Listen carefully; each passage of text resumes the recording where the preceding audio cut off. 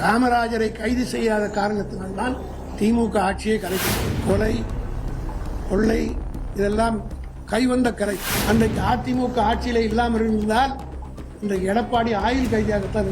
உங்களுடைய ஆட்சியிலே நீங்கள் மறைத்த அந்த வழக்குக்கு இப்ப அனைவருக்கும் மரண தண்டனை கொடுத்திருக்கிறது.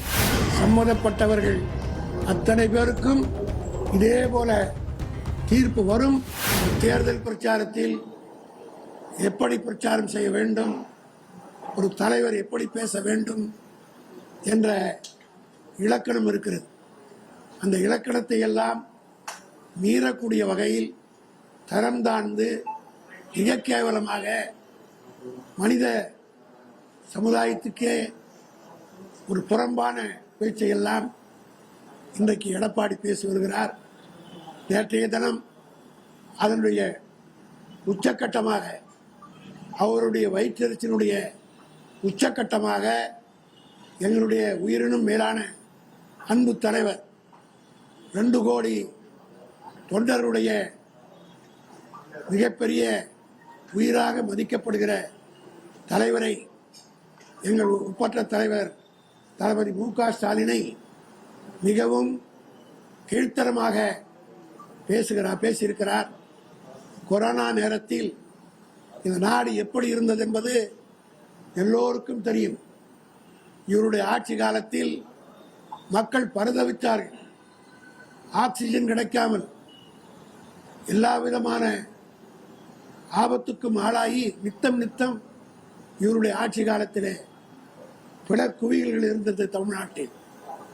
திமுக ஆட்சி ஏற்பட்டு தளபதி மு.க. ஸ்டாலின் தமிழ்நாட்டுடைய முதலமைச்சராக வந்த பிறகுதான் கொரோனாவை கட்டுப்படுத்தினார் என்பது உங்களுக்கு எல்லாம் மிக நன்றாக தெரியும். அதனுடைய கொரோனா நேரத்தில் எடப்பாடியை போன்றவர்கள் வெளியே வருவதற்கே பயந்த நேரத்தில் முதலமைச்சர் பொறுப்பை ஏற்றுக்கொண்ட எங்கள் தலைவர் தளபதி அவர்கள் கோயம்புத்தூர் மருத்துவமனைக்கு மருத்துவர்களும் தடுத்து எல்லோரும் தடுத்த நேரத்தில் மருத்துவமனைக்குள் உள்ளே சென்று கொரோனா நோயாளிகளை நேரிலே பார்த்து அவர்களுக்கு சிகிச்சை அளிப்பதை பார்த்ததனுடைய விளைவுதான் தமிழ்நாட்டிலே கொரோனாவினுடைய உச்சம் குறைந்து மக்கள் நிம்மதியாக வாழத் தொடங்கினார் என்பது வரலாறு.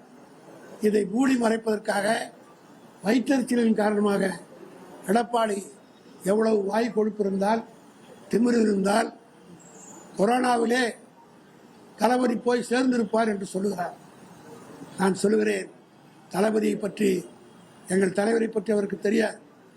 திமுகவினுடைய தலைவராக இன்றைக்கு இருக்கிற தளபதி மு.க. ஸ்டாலின் தன் உயிரை துச்சமென மதித்து தண்டவாளத்திலே தலை வைத்து படுத்த ஓடும் ரயில் முன் தண்டவாளத்தில் தலை வைத்து படுத்த கலைஞருடைய மகன்தான் எங்கள் தலைவர் தளபதி அவர்கள். அவர் உயிருக்கு பயந்தவர் அல்ல.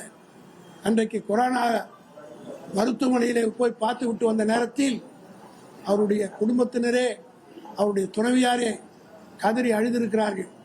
அது மட்டுமல்ல, உதயநிதி ஸ்டாலின் அவர்களை பத்திரிகையாளர்கள் பேட்டி கேட்ட நேரத்தில் உங்கள் வாழ்நாளில் மறக்க முடியாத ஒரு நிகழ்ச்சியை சொல்லுங்கள் என்று சொன்னபோது மிகுந்த வேதனையோடு ஒரு நினைவுபடுத்தினார்.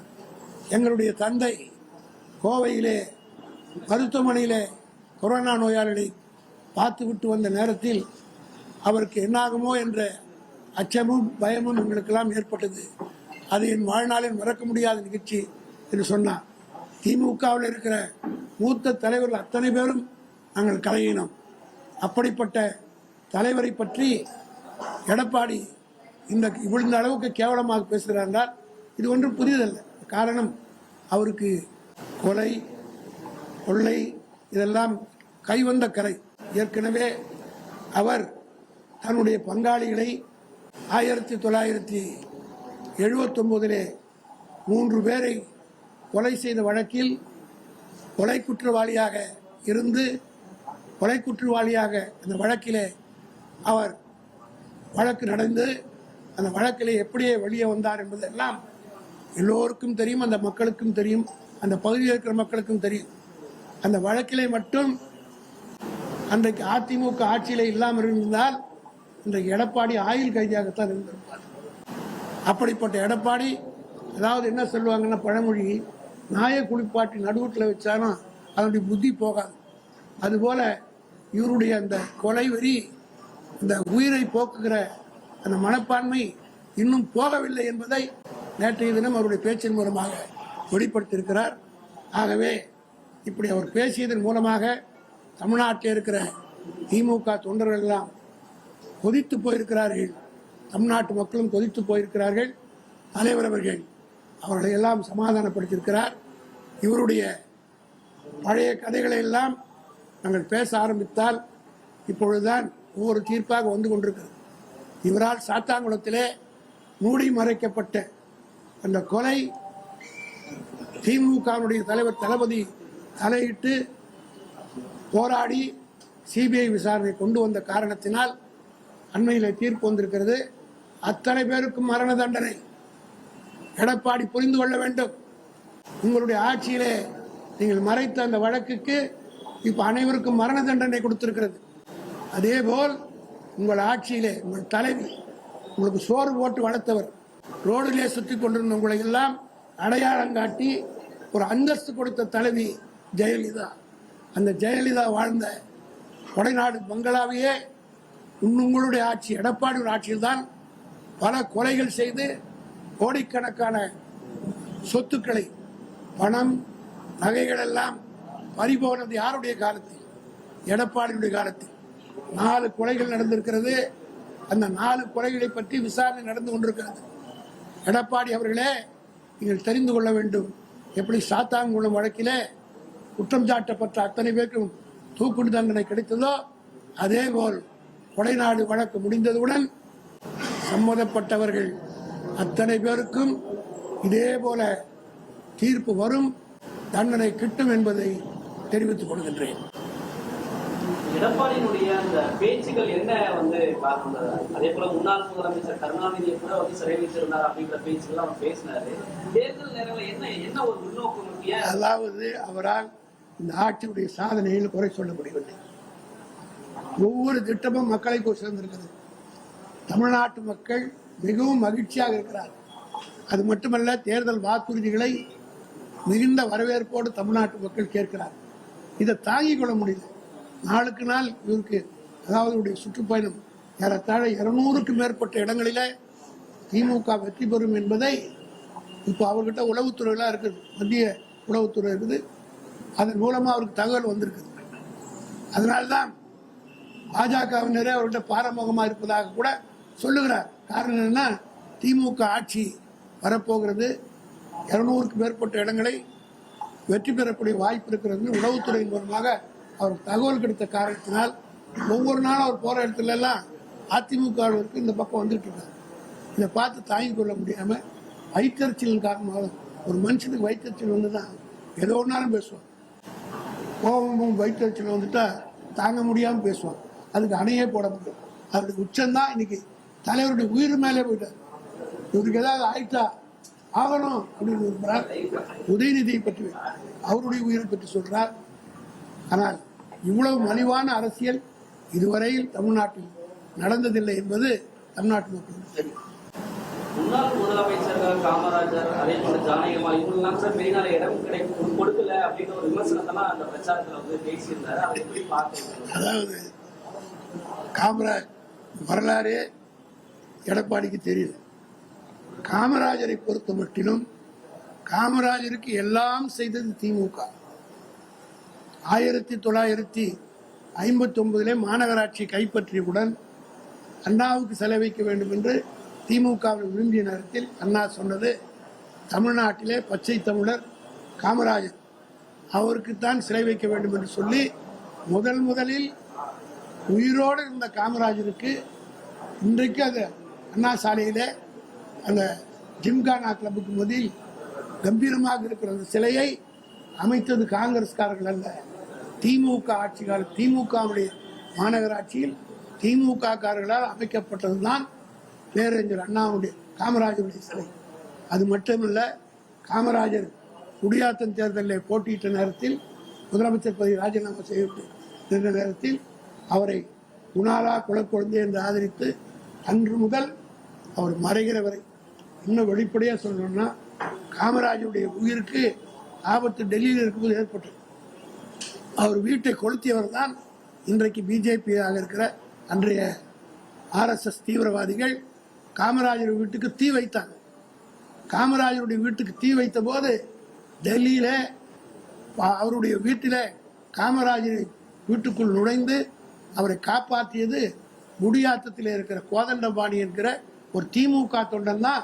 டெல்லியிலே காமராஜர் ஊழியர் காப்பாற்றணும். அசோகா ஹோட்டலில் வேலை செய்கிற ஒரு ஊழியர். ஆக காமராஜருடைய ஆரம்பத்திலிருந்து நீங்க பார்த்தீங்கன்னா எல்லா வகையிலும், அது மட்டுமல்ல, காமராஜர் மறைந்த நேரத்தில் காமராஜருடைய அத்தனை காங்கிரஸ் தலைவர்கள் கேட்டுக்கொண்டுதான் தலைவர் கலைஞர் அவர்கள் எமர்ஜென்சி நேரம், இன்னும் வெளிப்படையா சொல்லணும்னா காமராஜரை கைது செய்யாத காரணத்தினால்தான் திமுக ஆட்சியை கலைக்கப்பட்டது. அது மட்டுமல்ல, எமர்ஜென்சி பிரகடனப்படுத்தவுடன் தலைவர் கலைஞர் காமராஜரை நேரடியாக அவருடைய வீட்டுக்கு பக்கத்தில் இருக்க ஒரு டாக்டர் வீட்டில் சந்திச்சு ராஜினாமா கடிதத்தை கொடுத்தார். முதலமைச்சர் பதவி ராஜினாமா செய்கிறேன்னு சொன்னார். ஆனால் காமராஜர் தான் கலைஞரை கட்டி பிடித்துக் கொண்டு, நீ ராஜினாமா செய்துட்டா நாளைக்கே நான் ஜெயிலுக்கு போகிறேன், நீ முதலமைச்சராக இருக்கிறதுனால தான் நான் வெளியில் இருக்கேன்னு சொல்லி காமராஜர் கேட்டுக்கொண்ட காரணத்தினால் ஆட்சியிலே ஒரு 6 மாதம் நீடித்து, அதுக்கு பிறகு அந்த காரணத்தினாலே அங்கே ஆட்சி கலைத்தார். அதற்கு அந்த 75 அவர் அக்டோபர் மாதம் 2ஆம் தேதி காந்தி பிறந்த நாளில் மறைந்த நேரத்தில் இருக்கிற ஜனங்களுக்கு, அதிமுக காரங்களுக்கு, எடப்பாடிக்கும் தெரியாது, இன்றைக்கு இருக்கக்கூடிய இளைஞர்களுக்கும் தெரியாது, அன்றைக்கு அவருக்கு ராஜாஜி மண்டபத்தில் அரசு மரியாதை கொடுத்தது மட்டுமல்ல, எங்கே அடக்கம் செய்ய வேண்டும் என்று காங்கிரஸ்காரர்கள் கேட்ட நேரத்தில் சில பேர் சத்தியமூர்த்தி பவன் சொன்னார்கள், சில பேர் காங்கிரஸ் மைதானத்தில் சொன்னார்கள். கலைஞர் சொன்னார், அவர் காலம்பூரா காந்தியவாதியாக வாழ்ந்தார். ஆகவே அவருடைய காந்தி மண்டபத்துக்கு பக்கத்தில் அவரை அடக்கம் செய்வதற்கு முடிவெடுத்து அந்த காமராஜ் சத்தனிக்கு நாங்களாம் ஒரு மாவட்ட பிரதியா சிவிஎம் அண்ணாமலை வீட்டில் கூட்டத்தில் நடந்தது. தொற்ற மழை, இரவோடு இரவாக இப்போ இருக்கிற பாருங்க லைட் இப்போ வெளிச்சம் போடுறது அளவுக்கு வசதி இருக்கு. அப்போ அந்த வசதியெல்லாம் 75 கிடையாது. கார் லைட்டு வெளிச்சத்தில் காந்தி மண்டபத்துக்கு பக்கத்தில் காடாக இருந்த பகுதியை அழித்து காமராஜருக்கு அந்த இடத்துல அவருக்கு அடக்கம் செய்தவர் எங்களுடைய தலைவர் கலைஞர். அப்போ காங்கிரஸ்காரெல்லாம் என்ன சொன்னாங்க தெரியுமா? காமராஜருக்கு கொல்லி வைக்க மகன் இல்லை என்ற குறையை கருணாநிதி தீர்த்து வச்சார் எல்லா காங்கிரஸ்காரும் சொன்னாங்க.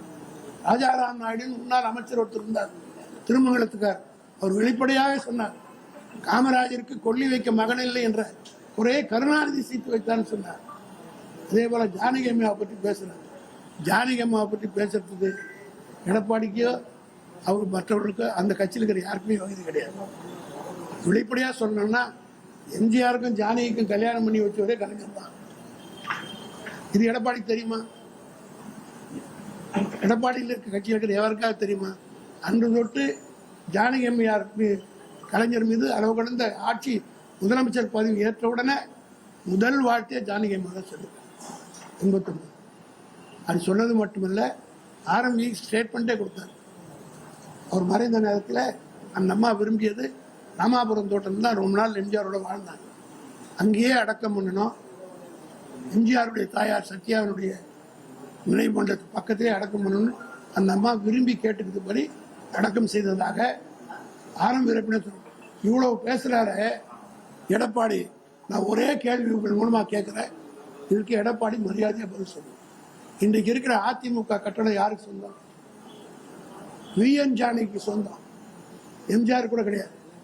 விஎன் ஜானகிக்கு சொந்தமான இடத்தை அந்த அம்மா அதிமுகவுக்கு தானமாக எழுதி கொடுத்து அந்த இடத்துல இன்றைக்கு அதிமுக அலுவலகம் இருக்குதுன்னா எடப்பாடி உட்கார்ந்து இருக்கிறான்னா அந்த இடம் ஜானகி அம்மாவுக்கு சொந்தம். நான் கேட்கிறேன், இவ்வளவு பேசுற எடப்பாடி, ஜானகி பற்றி பேசுற எடப்பாடி, அங்க ஒரு சிலை அந்த அம்மாவுக்கு வச்சாரா? 4 வருஷமா முதலமைச்சராக தானே இருந்தார். ஜானகி மேல அவ்வளவு பாசம் இருந்திருந்தா ஒரு அந்த அம்மா சொந்த கட்டணம் ஜெயலலிதாக வச்சிருக்கீங்க, அதுக்கு பக்கத்துல ஜானகி அம்மாவுக்கு வச்சிருக்கலாம்ல. இவ்வளவு பாசம் ஜானகி அம்மா மேல இருந்தா ஒரு நாளாவது அந்த தோட்டத்தை போய், எம்ஜிஆர் வாழ்ந்த தோட்டத்தை தயவு செய்து வீடியோகிராஃபர் அனைவரும் இப்போ கேட்கிறேன், நேராக ராமாபுரம் தோட்டம், எம்ஜிஆர் வாழ்ந்த தோட்டத்தை போய் பாருங்க. சுடுகாடு மாதிரி இருக்கு. அங்கே அடக்கம் செய்யப்பட்ட ஜானகி உடலுக்கு ஒரு பிறந்தநாள் விழாவுக்காவது செய்தி போட்டிருப்பாரா எடப்பாடி? அல்ல நினைவு நாளுக்கு போய் ஒரு மலர் வலையை இதுவரையில வச்சிருப்பாரா எடப்பாடி? ஆக தேர்தல் நேரத்தில் இப்படிப்பட்ட தில்லுமுள்ளான திருட்டுத்தனமான அயோக்கியத்தனமான பேச்சுக்களை எல்லாம் பேசுவது இன்றைக்கு எடப்பாடிக்கு வாடிக்கையாகிவிட்டது. அவர் பேசட்டும். பேச பேச எங்களுக்கு ஓட்டு கூடுமையை வழியே குறையாது.